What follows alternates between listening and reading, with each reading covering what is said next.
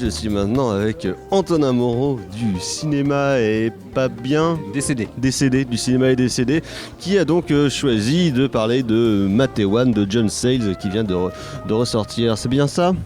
Ouais, c'est exactement ça. Matewan que vient de sortir l'éditeur Intersection. C'est un film absolument extraordinaire de John Sayles, qui est un cinéaste que moi j'avais découvert via son film probablement le plus connu en France, même si c'est assez méconnu, c'est Lone Star, qui était sorti en 96. Matewan, il s'agit de son 4e ou 5e film, me semble-t-il, que j'avais vu en m'intéressant à comment le cinéma américain s'est intéressé aux luttes syndicales et aux luttes d'extrême gauche. Et bon, quand on fait des recherches un petit peu là-dessus, il n'y a pas grand-chose. Dans les mêmes années, il y avait Norma Ray, je crois, de Martin Ritt. Il y avait Traître sur commande. Traître sur commande de Martin Ritt également. Il y a eu le Daniel de Sidney Lumet qui, un peu par la bande, on va dire, s'intéressait un petit peu aux époux Rosenberg, c'est-à-dire à ces communistes du coup qui s'étaient fait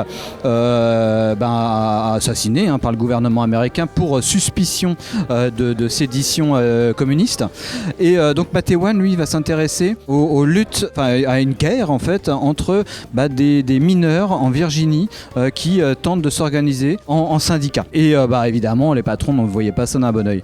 Bon, moi c'est vraiment un truc qui m'a bouleversé ces derniers mois, c'est la découverte de tous les films de John Sayles. C'est toujours le mystère de savoir comment ça se fait que ce type n'est pas plus connu en France, en sachant que, on le sait, les Français sont très friands de cinéma américain, et surtout les Français, surtout la critique française, voit des cinéastes américains de gauche partout. Ils sont même capables de dire que Clint Eastwood est de gauche ou que John Carpenter est de gauche.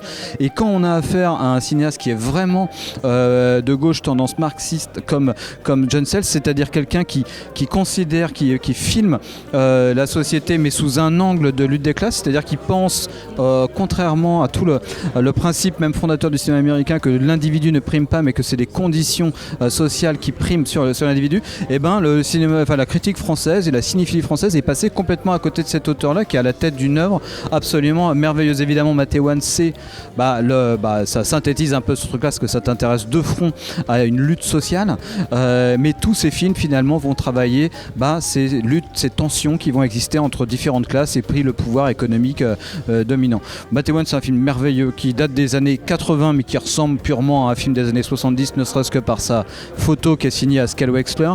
Et là, dans cette édition géniale que font Intersection, là le bonus, l'interview de John Sayles qui fait 1h30, elle est géniale. L'interview de sa compagne et productrice Maggie Renzi, c'est formidable. Et tout l'accompagnement critique en termes de livret ou de la critique de cinéma Muriel Juldet, c'est absolument passionnant et c'est une super porte d'entrée sur le cinéma de John Sayles. Donc alors là, je recommande très chaudement de claquer vos 25 balles pour acheter le Blu-ray de Matewan.